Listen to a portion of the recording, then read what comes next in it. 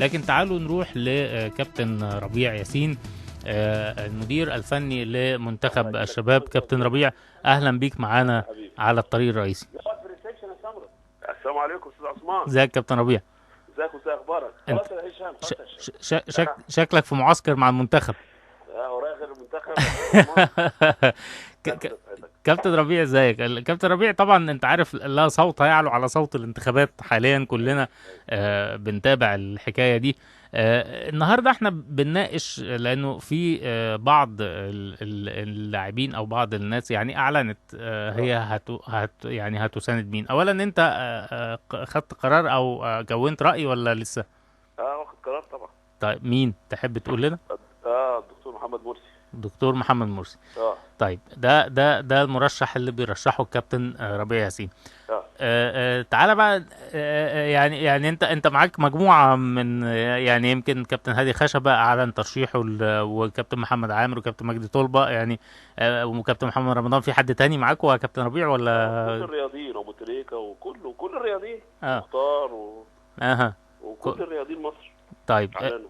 طيب انت بتساند الدكتور محمد مرسي، وده طبعا حقك ايوه كشخص، يعني انت زي ما انت عايز. لكن تعالى، انا هنا بناقش كابتن ربيع حكاية انه لما الكابتن ربيع يطلع يقول انا بساند فلان، غير لما ربيع ياسين الانسان العادي يطلع يقول ده. اه شايف انه المجاهرة او الاعلان عن الترشيح فلان او مساندة فلان، اه شايف انه يؤثر على الناس ولا لا؟ وهل ممكن يؤثر كمان على نجومية النجم ولا لا من وجهة نظرك؟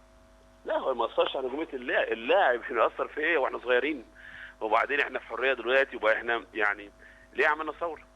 هم. العالم كله بيشتغل كده، كله بيساند، كل واحد حر في صوته. هم.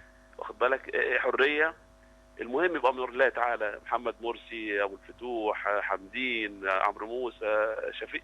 هم. المهم بامر الله تعالى. بعد ما النتيجه تعلن واي حد ينجح من دول، ايدينا في ايدينه في ايديه عشان مصر. هم. كل واحد يقول اللي هو عاوزه. ادي هم. الحاجه الثانيه. هم. الله. طيب انا بحب يعني واحد وبعلن.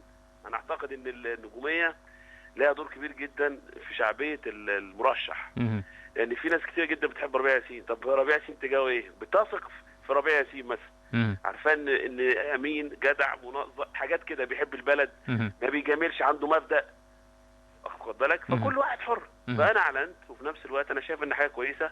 ودي برضو يعني احنا عملنا ثوره عشان كل حاجه تبقى عندنا الحريه. طب فين؟ ما احنا بننادي بالحريه، ما دي من ضمن الحريه. هم.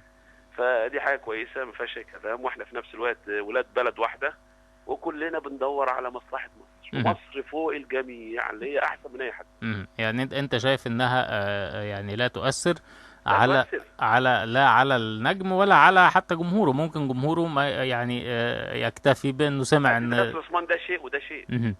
يعني خد راحتك.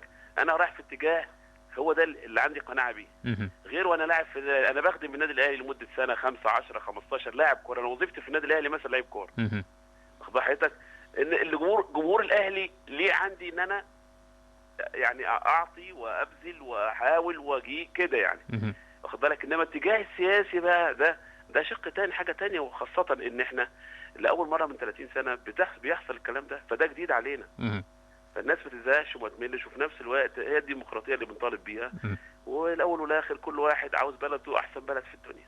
ايه المطلوب من الرئيس الجاي؟ يعني لو كان مثلا الدكتور محمد مرسي، ايه اللي كابتن ربيع ياسين طالبه منه بشكل عاجل في اول ما يستلم الحكم؟ مطلوب منه يعمل ايه؟ 1 2 3 النقط اللي انت شايف انها الاهم في انجازها بعد نهاية الانتخابات.